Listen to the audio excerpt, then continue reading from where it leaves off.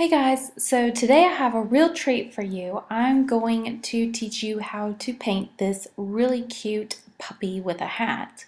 But I'm going to teach you with a new method that's trending, and it's called the pouring method with watercolor.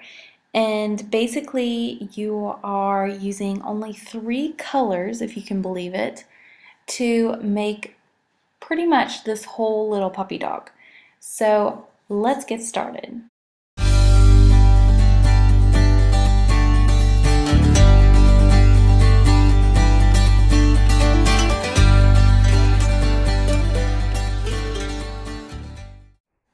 Okay, for this project, first you're going to need Arches paper.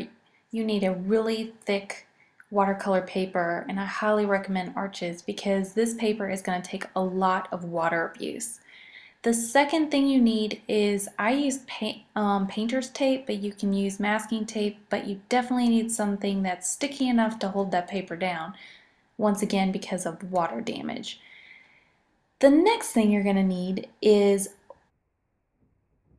masking fluid or liquid Frisket. Either of those will work. Basically, it's a glue that you put on your paper to keep the white. And as you can tell, I'm going to zoom in here. I have already masked the areas that I want to remain white on my puppy. You're also going to need a tray or something to catch the water as you're pouring the paints on your canvas. Alright, and the last thing we're going to need is just these 3 colors, the primary colors. And the ones that I used were the Winsor & Newton Cayman Yellow, the Winsor & Newton Cayman Orange Red, I believe is what it's called, and then the Cobalt Blue. And what you're going to need to do is put them in cups and really liquefy them and make them look like a thick ink liquid.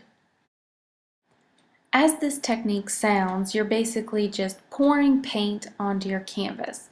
You start with your lighter color, which in this case would be my yellow, and then you work your way up to your darker color, which would be, for me, red and then blue. After you've poured your paints and just let them slosh around a little bit, then you leave it to dry, and typically you leave it to dry for about an hour or two. I found that was around the time when the paper was actually dry enough where I could start adding more paint to it.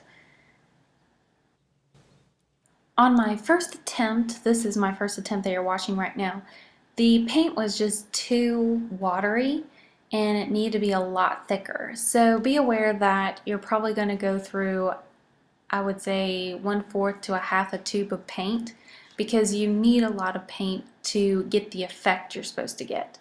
So as you can see, it's dry now and it just wasn't as bright as I wanted it. So this time I made the paint thicker, and I also poured it in a place where I kind of wanted it to go, and then took my fingers and sloshed it around where I wanted it. So I'm still getting the pouring technique, but I'm having a little bit more control in where that paint goes. Once you think you've got the color kind of where you want it to go, make sure that you clean up the edges and get rid of that excess paint, or else it's going to blossom and do this little weird thing on the edges. So I let this dry with just the yellow this time, and I found that actually helped a little bit. And the next time I decided to add blue next, and then add the red, which I actually liked how that turned out. So switching the order, I found, helped a little bit. Alright, so once again my painting is dry and I have masked more areas that I want to keep this nice little golden and peachy reds in. I'm going to keep continuing with this process, and basically you just add more paint, pour it, add more, let it dry. Add more paint, pour it, add more, let it dry.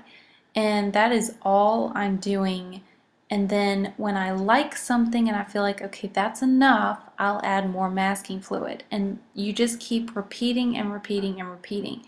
And you'll notice that this time I had a little bit of a darker brown color. That's not black. That's actually a blue meshing with the red that's already underneath. Alright, so that's pretty much all of the pouring method that I'm going to be doing. I like the background and how it looks all watercolor mixed tie-dye. So now I'm going to just finish this painting by adding the details to the dog and the hat.